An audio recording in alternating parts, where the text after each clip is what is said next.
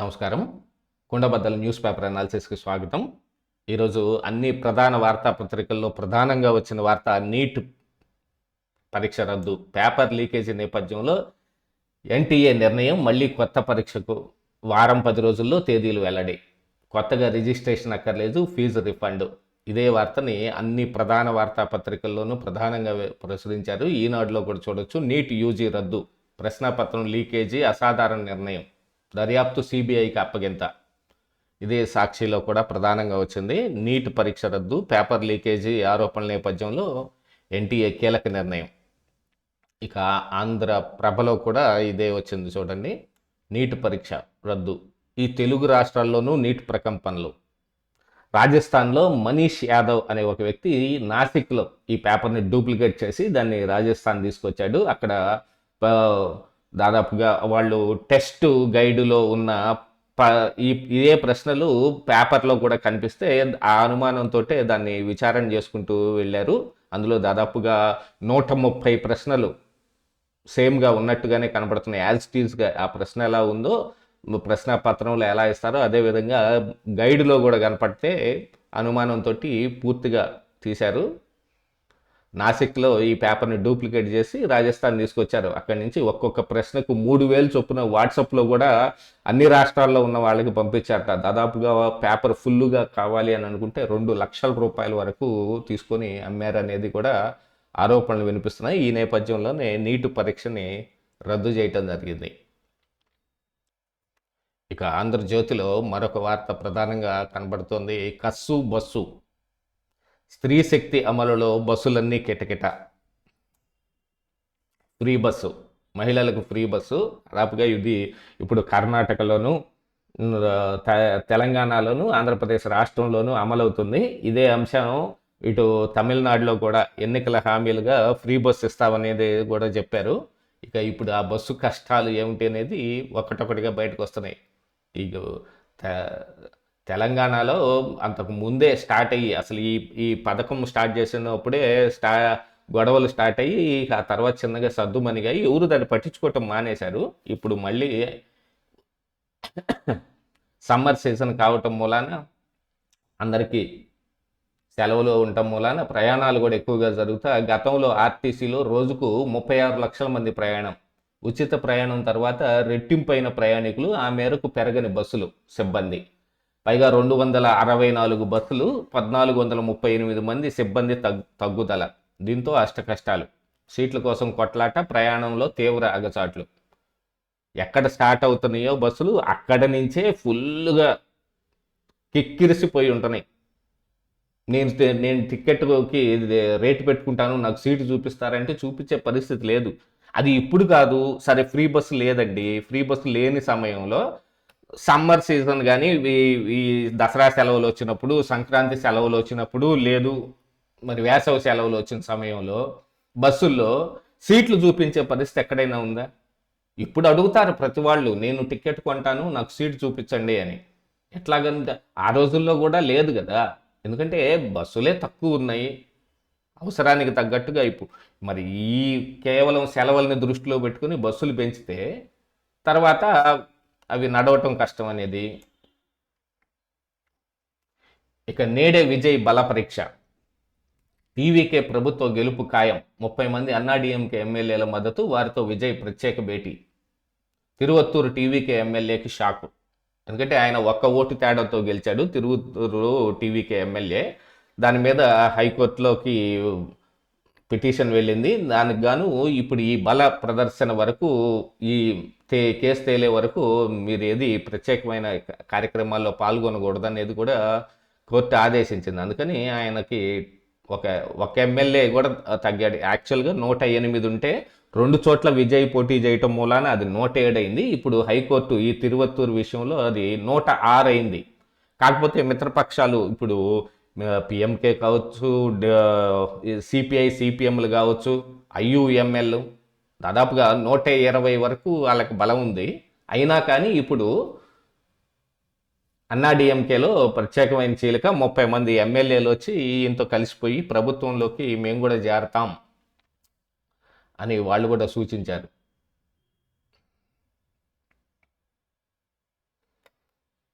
ఇక ఒకసారి ఈనాడులో మెయిన్ ఎడిషన్లో వచ్చినవి ఒకసారి చూసుకుంటే అన్నా డిఎంకేలో చీలిక, విజయ్కి మద్దతు ఇస్తున్నట్టు వేలుమణి షణ్ముగం వర్గం ప్రకటన, వారితో ముఖ్యమంత్రి భేటీ, వేరువేరుగా స్పీకర్ను కలిసిన రెండు వర్గాలు. అన్నాడీఎంకేలో ఎస్పీ వేలుమణి, సిపి షణ్ముగం వర్గం టీవీకే ప్రభుత్వానికి మద్దతు ఇస్తున్నట్టు ప్రకటించాయి. ఎందుకంటే పన్నీర్ సెల్వం ఆల్రెడీ తన సొంత నిర్ణయం తాను తీసుకున్నాడు. డిఎంకేతో కలిసిపోయి ప్రభుత్వం ఏర్పాటు చేయడానికి గతంలో వాళ్ళు ప్రయత్నం చేశాడు పన్నీర్ సెల్వం, కాబట్టి తాను సీఎం అవటానికి మేము దాన్ని విభేదిస్తున్నామని అప్పటి నుంచే వార్తలు వస్తూ ఉన్నాయి. దాంతో ఇక ఎట్ ద లాస్ట్ విజయ్ని ఆహ్వానించటం, ఆయన బల నిరూపణ చేసుకోమని మరి ప్రభుత్వం ఏర్పాటు అవటం, అసెంబ్లీ తీరవటం, వీటన్నిటి తర్వాత అన్నా డిఎంకేలో పూర్తిగా చీలిక వస్తున్నట్టుంది. ఎందుకంటే అన్నా డిఎంకే విధానాలను కానీ డిఎంకేని విభేదించి, యాక్చువల్గా విధానాలు అనకూడదు, విధానాలు దాదాపుగా రెండిటికి ఈ ద్రవిడ పార్టీలు కాబట్టి ద్రవిడ పార్టీల సిద్ధాంతమే ఉంది. ఆ డిఎంకేలో ఉన్న ముఖ్య నాయకులను విభేదించి వచ్చి పుట్టిన పార్టీ అన్నా డిఎంకే. హీరో ఎంజీఆర్ ఆ రోజుల్లో దీన్ని ఏర్పాటు చేయడానికి గల కారణం ఏంటంటే మరి కరుణానిధితో ఉన్న విభేదాలు, వీటన్నిటి మూలాన జరిగింది. అట్లాగా డిఎంకేతో విభేదించి గత 50 సంవత్సరాలుగా నడుపుతున్నాం, ఈ రోజు వెళ్ళి ఎట్లా కలుస్తాం అనేది వీళ్ళ విభేదన. కాకపోతే పన్నీర్ సెల్వం తాను సీఎం అవటానికి చేసిన ఒక ఇదంతా ఇప్పుడు బెడిసి కొట్టింది. ఇక రాష్ట్రమంతా 5G నెట్వర్క్, కొత్తగా 707 చోట్ల టవర్లు, ఏజెన్సీ ప్రాంతాలకు అధిక రద్దీ నగరాలకు ప్రాధాన్యం, కేంద్ర ప్రభుత్వం డిజిటల్ భారత్ నిధి పథకం కింద ఏర్పాటు. ఇంకో పక్కన 5G ఏర్పాట్లు, కేంద్రం డిజిటల్ భారత్ నిధి ఇస్తుంది, ఇవన్నీ చెబుతుంటే మరో పక్కన పెట్రోల్ రేటు పెరగవని నేను చెప్పట్లేదు, పెట్రోల్ రేటు గ్యారంటీగా పెరిగేటట్టుంది. అసలు నిన్న మోడీ చేసిన వ్యాఖ్యలతోటి సెన్సెక్స్ భయంకరంగా పడిపోయింది. ఇక స్థానిక సంస్థల ఎన్నికలకు సెప్టెంబర్లో నోటిఫికేషన్, ముందస్తు ఏర్పాట్లు, రాష్ట్ర ఎన్నికల సంఘం ఆయా శాఖల ఉన్నతాధికారులతోటి ఎస్ఈసి సమావేశం. సెప్టెంబర్లో నోటిఫికేషన్ వచ్చే అవకాశాలు మెండుగా కనిపిస్తున్నాయి. స్థానిక సంస్థలకు సెప్టెంబర్లో ఎన్నికల నోటిఫికేషన్ వెలువడే అవకాశం ఉంది. డిసెంబర్లోగా ఎన్నికల ప్రక్రియ పూర్తి కానుంది. కొత్త సంవత్సరం నాటికి నూతన పాలక వర్గాలు కొలువు తీరుతున్నాయి. ఈ మేరకు రాష్ట్ర ఎన్నికల సంఘం ముందస్తు ఏర్పాటు చేస్తోంది. రాష్ట్ర ఎన్నికల కమిషనర్ అనిల్ చంద్ర పునేటా పంచాయతీరాజ్, గ్రామీణాభివృద్ధి, పురపాలక, పట్టణాభివృద్ధి, బీసీ సంక్షేమ శాఖల ముఖ్య కార్యదర్శుల కమిషనర్లతోటి మంగళవారం సమావేశం నిర్వహించారు.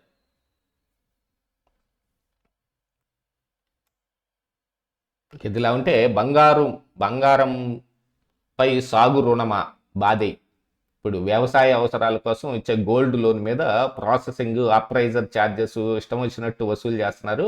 వడ్డీ ఏడాదికి 9-10% వరకు ఉంటుంది అనేది ఒకటి ఎస్టాబ్లిష్ చేయటం జరిగింది. ఇది చాలా పాత అంశమే. కాకపోతే మొన్న ఈ మధ్య ఈ వ్యవసాయ రుణాల మీద కూడా మేము 2.5 లక్షలకు పైన ఇచ్చేటట్టయితే మీరు కూడా ఇన్కమ్స్ ప్రూఫ్ చూపించాలి, చాలా లఫడాలన్నీ పెట్టారు. ఆ తర్వాత చిన్నగా తీసేశారు. కాకపోతే ఇందులో 9-10% వడ్డీ ఉంటే ఇది టైం టు టైం పే చేస్తే గనక తీసుకున్న సంవత్సరంలో పే చేస్తే దీనికి కేంద్ర ప్రభుత్వం ఇచ్చే 2% రాయితీ ఉంటుంది. అది అమలవ్వాలి. అది అవుతుందో లేదో కూడా తెలియని పరిస్థితి ఇప్పుడు ఈ రోజున. బంగారాన్ని బ్యాంకులో తాకట్టు పెట్టి రుణం తీసుకోవాలనుకుంటున్న రైతుల అవసరాలకు వాణిజ్య బ్యాంకులు సొమ్ము చేసుకుంటున్నాయి.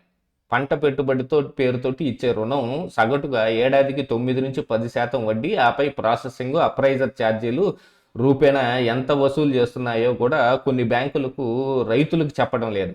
అంతా మా చేతిలో పనే కదా అన్నట్టు వారికి ఇచ్చే అప్పు నుంచి మినహాయించుకుంటున్నాయి. యాక్చువల్గా ఏం జరుగుతుంది, గోల్డ్ లోన్ తీసుకునేటప్పుడు తీసుకెళ్తాం, అక్కడ అప్రైజరు ఈ గోల్డ్ని చెక్ చేయటం కానీ దీనికి ఇదిగో మీకు గ్రాముకి ఎంత వస్తుంది, ఇది ఇన్ని గ్రాములు ఉందని చెబుతారు.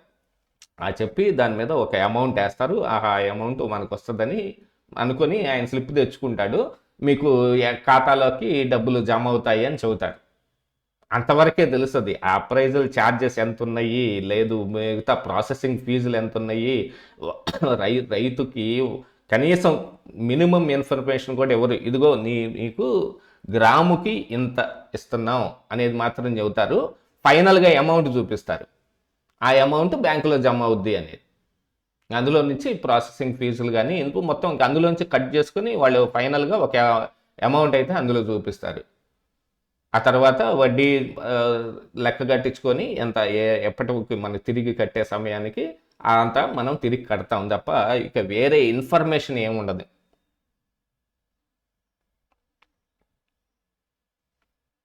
ఒకసారి ఆంధ్రప్రభలో కూడా చూస్తే మనం సాక్షికి వెళ్ళొచ్చు. ఇక బులియన్ బ్యాంక్ విదేశీ మారక నిల్వల రక్షణకు బెస్ట్. కేంద్ర ప్రభుత్వానికి గోల్డ్ స్మిత్ ఫెడరేషన్ సూచన, గోల్డ్ మానిటైజేషన్ సంస్కరణలకు సిఫారసు. ఆదాయ వనరుగా బంగారం నిల్వ, దిగుమతి 200 నుంచి 300 టన్నులు తగ్గే ఛాన్స్. నిన్న మోడీ ఇచ్చిన సప్త సూత్రాలు ఉన్నాయి కదా, ఆ సప్త సూత్రాలు బంగారం కొనొద్దు, మెట్రో రైళ్లలో తిరగండి, వర్క్ ఫ్రమ్ హోమ్ చేయండి, పెట్రోలు డీజిలు వాడకండి, మీ సొంత బళ్ళని తీసి కార్లు బైకులు తీయకండి, పబ్లిక్ ట్రాన్స్పోర్ట్లోనే తిరగండి, ఇత్యాదులు చాలా చెప్పారు. దాన్ని పెట్టుకొని ఇక వరుసగా నిన్న ఒక ప్రత్యేకించి ఒక ఫోటో ఒకటి సర్క్యులేట్ చేశారు. గతంలో 1967లో ఇందిరాగాంధీ దీని మీద ఇట్లాగనే గోల్డ్ మానిటైజేషన్ పెట్టింది. ఆ పెట్టిన దాని మీద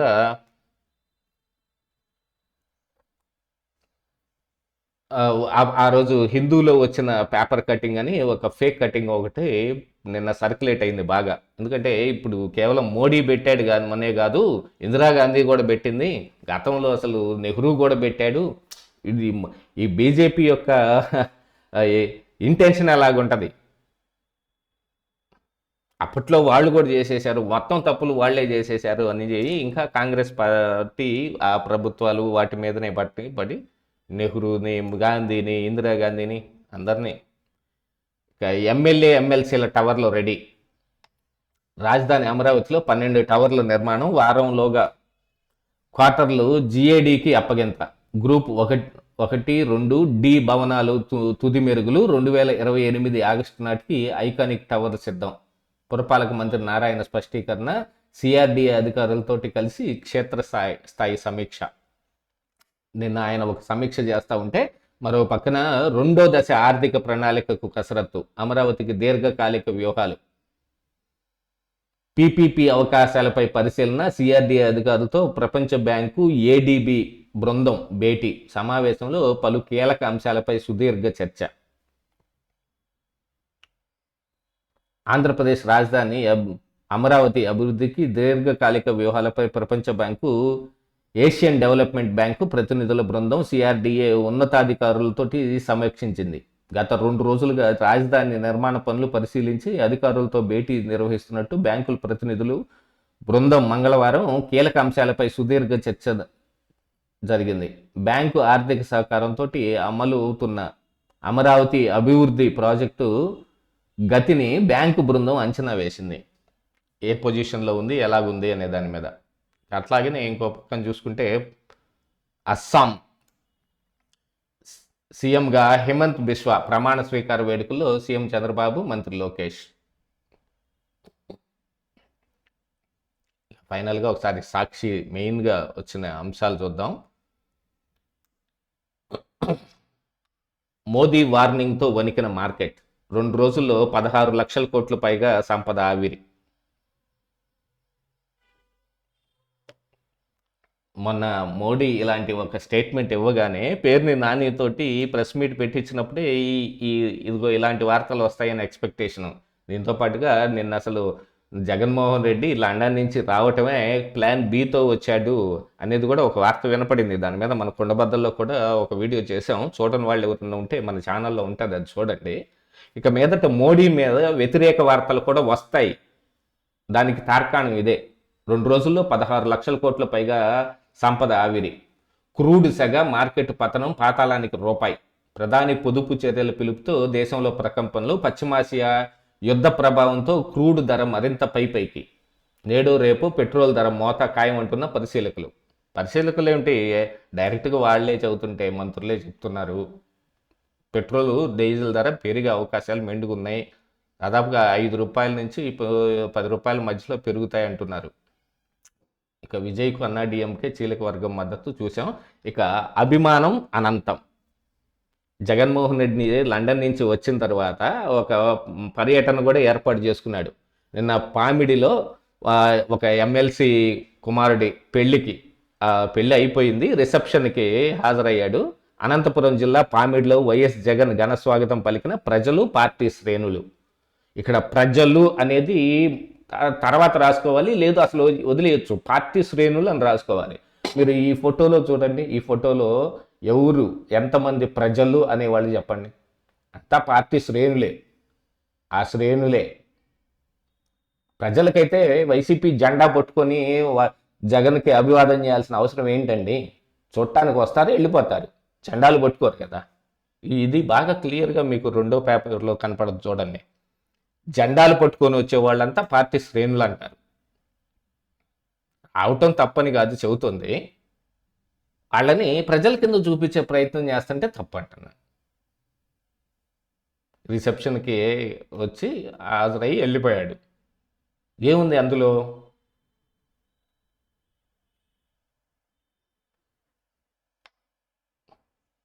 కాకపోతే గతంలో ఇలాంటివి ఏదన్నా చంద్రబాబు నాయుడు వస్తాడు అని అంటే ఆడకి రానియకుండా జనాలను అడ్డం పడి బస్సులు ఇవ్వకుండా, కనీసం మహానాడు జరుపుకోవడానికి కూడా బస్సులు ఇవ్వలేదు. అదే తెలంగాణలో అప్పుడు కేసీఆర్ సీఎంగా ఉండి ఒక సభ పెడితే ఆ సభకి ఆయన బీఆర్ఎస్ పార్టీ చేసి తోట చంద్రశేఖర్ని మన ఆంధ్ర బీఆర్ఎస్ ఇన్ఛార్జిగా పెట్టారు. ఆయనకి బస్సులు ఇచ్చారు, ఆర్టీసీ బస్సులు. ఇక్కడి నుంచి ఏది ఆంధ్ర నుంచి తెలంగాణకి కేసీఆర్ సభకు జనం దోలటానికి.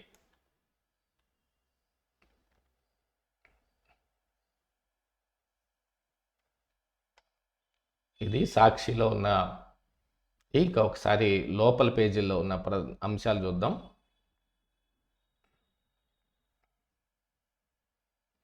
నీట్ పరీక్ష రద్దు, ఇది ఫస్ట్ పేజ్ కంటిన్యూషనే. పెట్రోల్ ధరలు పెరగవని చెప్పను, 4 ఏళ్లుగా పెంచని దేశం మనదే. హర్దీప్. పెట్రోలియం ఉత్పత్తులు ధరలు పెరగవని తాము చెప్పవని కేంద్ర పెట్రోలియం మంత్రి హర్దీప్ సింగ్ పూరి అన్నారు. 4 ఏళ్లుగా వీటి ధరలు పెంచలేదని చెప్పారు. పెట్రోల్, డీజిల్, వంట గ్యాసులను పొదుపుగా వాడుకోవాలని, ఏడాది వరకు బంగారం కొనవద్దని, విదేశీ పర్యటనకు చేయొద్దని ప్రధాని మోడీ ఇచ్చిన పిలుపును మేలుకొలుపుగా చూడాలని వ్యాఖ్యానించారు. పశ్చిమాసియా సంక్షోభంతో ఏర్పడిన ఆర్థిక ఇక్కట్లను తగ్గించుకోవడానికి తగిన చర్యలు మొదలు పెట్టాలని ప్రధాని ఉద్దేశం. అంతే తప్ప ప్రజల్ని ఇబ్బంది పెడదామనే ఉద్దేశం ఉందని మాత్రం ఎవరంటారు? కాకపోతే ఇందులో గూఢంగా ఉన్న అర్థం ఏమిటంటే, మీకు చేతగా లేదు అనేదే కదా ఇప్పుడు విపక్షాలు, రాహుల్ గాంధీ ఆరోపిస్తుంది అదే. ఎందుకంటే మీరు అమృత్ భారత్ అన్నారు. ఇక అవతల పక్కన ఇరాన్, అసలు మేము ఇరాన్ యురేనియం శుద్ధి చేసి అణుబాంబు వేయటానికి కూడా రెడీ అవుతాం, మరి మళ్ళీ దాడి చేయటానికని. మళ్ళీ దాడి చేస్తే అణు యుద్ధమే. అమెరికాను హెచ్చరించిన ఇరాన్. అమెరికా లేదా ఇజ్రాయెల్ దళాలు తమపై మరోసారి దాడి చేస్తే తమ యురేనియం నిల్వలను, ఆయుధాలను తయారీ అవసరమైన 90% స్థాయికి శుద్ధి చేసే ప్రక్రియ చేపడతామని ఇరాన్ హెచ్చరించింది. అమెరికా అధ్యక్షుడు ట్రంప్ ఇరాన్పై సరికొత్త సైనిక చర్యలు చేపట్టే అంశాన్ని పరిశీలిస్తున్నారని మీడియాలో కథనాలు వెలువడుతున్నాయి. నేపథ్యంలో ఈ హెచ్చరిక చేసింది. వాళ్ళు అణుబాంబు కూడా వేస్తామంటున్నారు. దాదాపుగా మనకి 90 రోజులకు సరిపడా పెట్రోల్ నిల్వలు ఉంటాయి, పెట్రోలు ఇంధన నిల్వలు. అవి ఇప్పుడు 60 రోజులకే ఉన్నాయి.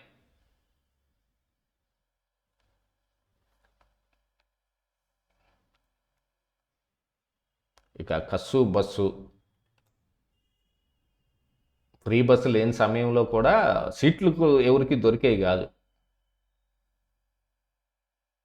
లాటరీ ద్వారానే రైతులకు ప్లాట్లు.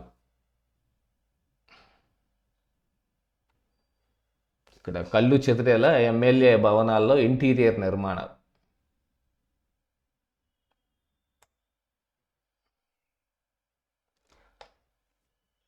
ఆమె మైనర్ కాదు మేజర్.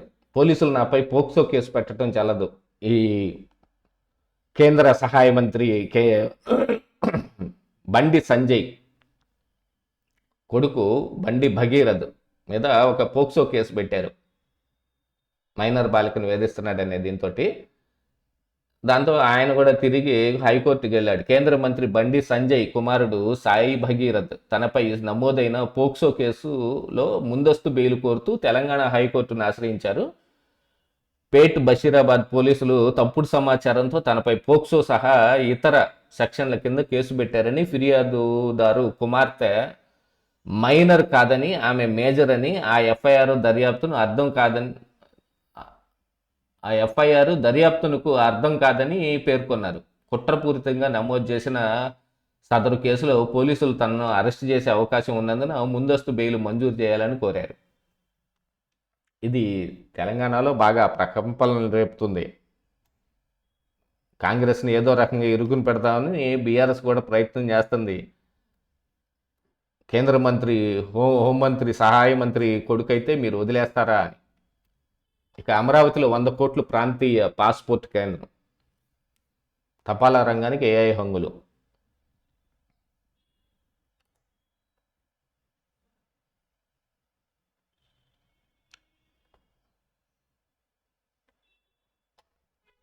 దాదాపుగా ఇవి ఈ ఆంధ్రజ్యోతి, ఈనాడు, సాక్షి, ఆంధ్రప్రభలో వచ్చిన ప్రధాన వార్తలు. వాటి వెనుకున్న అసలు వాస్తవాలు మళ్ళీ రేపటి ఎపిసోడ్తో ఖచ్చితంగా కలుద్దాం.